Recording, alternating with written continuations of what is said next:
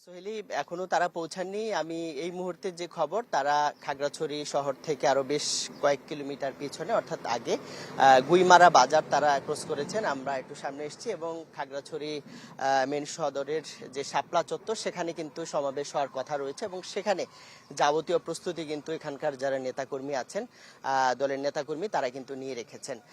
এবং আমি যদি জানাতে চাই যে জুলাইয়ের 1 তারিখ থেকে যে জুলাই পদযাত্রা, যে বৈষম্যহীন বাংলাদেশ গড়ার জন্য যে ছাত্র জনতার অভ্যুত্থানের মাধ্যমে যে গত বছর ৩৬ জুলাই অর্থাৎ ৫ আগস্ট যে স্বৈরাচারে পতন হয়েছিল, ৩৬ দিন ব্যাপী আন্দোলনের পরে সে আন্দোলনের ধারাবাহিকতা এবং সে বৈষম্যহীন বাংলাদেশ যেন থাকে, বৈষম্য মুক্ত বাংলাদেশ গড়া যায়, এই প্রেক্ষিতে এই যে পদযাত্রা, সেটি কিন্তু পদযাত্রাটি গত 1 তারিখে, জুলাইয়ের 1 তারিখে শুরু হয়েছে এবং 3 দিন ধরে কিন্তু এই চট্টগ্রাম বিভাগে আছে, যেখানে আমরা জানি প্রথম দিন কক্সবাজার এবং বান্দরবানে এনসিপির নেতাকর্মীরা তারা গিয়েছেন, পদযাত্রা করেছেন, সমাবেশ করেছেন বিভিন্ন জায়গায়, গতকালকে করেছেন রাঙামাটি এবং রাতে চট্টগ্রাম শহরের বিপ্লব উদ্যানে সেখানে সমাবেশ করেছেন এবং আজকে তৃতীয় দিনে কিন্তু তারা এই যে খাগড়াছড়ি সদর সেখানে কিন্তু সমাবেশ করবেন এবং এই বিষয়ে এবং এখান থেকে সমাবেশ শেষ করে তারা কিন্তু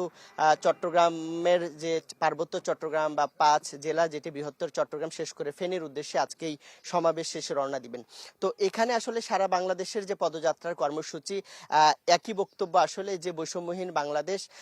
সেটি পাহাড় থেকে সমতলের মধ্যে যে বৈষম্য, সেটি যেমন বিলোপের কথা তারা বলছেন এবং একই সাথে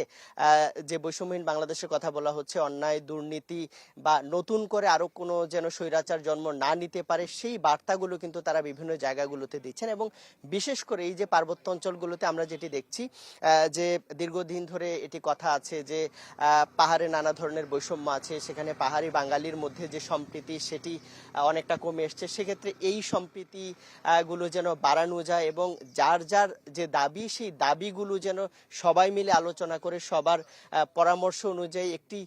গঠনতান্ত্রিক ভাবে এবং সবার পরামর্শের ভিত্তিতেই যেন এই নতুন বাংলাদেশের যে নতুন বন্দোবস্তের কথা তারা বলছেন, সেই বন্দোবস্ত যেন বিনির্মাণ করা যায়, এই জন্য প্রত্যেকটা জায়গায় তারা যাচ্ছেন এবং সেখানে তারা যেটি বলছেন যে তারা প্রচুর সাড়া পাচ্ছেন এবং এর প্রেক্ষিতে সামনের দিনে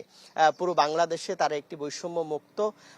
শোষণহীন এবং সাম্যের বাংলাদেশ তারা গড়ার কিন্তু কথা বলছেন এবং এই বার্তাগুলো তারা কিন্তু যাচ্ছেন এবং খাগড়াছড়ির মানুষজন কিন্তু অপেক্ষায়। দর্শক, খাগড়াছড়িতে এনসিপির পদযাত্রা নিয়ে বিস্তারিত জানাচ্ছিলেন সহকর্মী ইমদাদুল হক।